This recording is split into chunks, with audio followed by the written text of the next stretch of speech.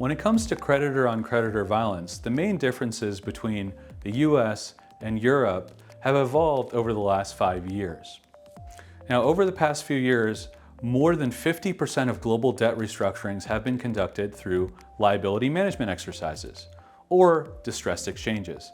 And recently, these are becoming more and more prevalent in Europe.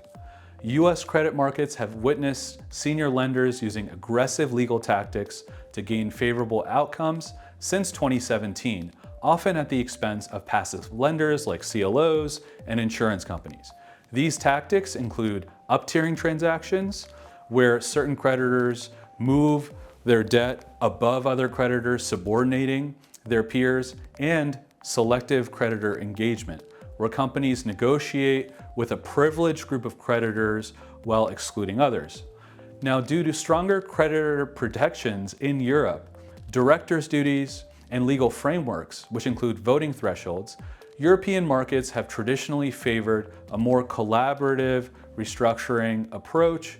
Now, voting thresholds have changed in Europe as well to follow more of the loose US framework. Historically, there has been a lag between trends in the US and Europe, but the current economic environment suggests that the tide may soon be turning. Now, there are tools that creditors use for creditor-on-creditor violence. Examples are voter rigging, which includes selective incentives, coercive offers, and changing group composition.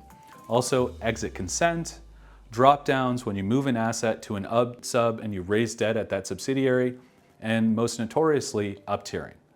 We saw more aggressive restructurings happen in the US since 2019, but have now started to see them accelerate in Europe as well.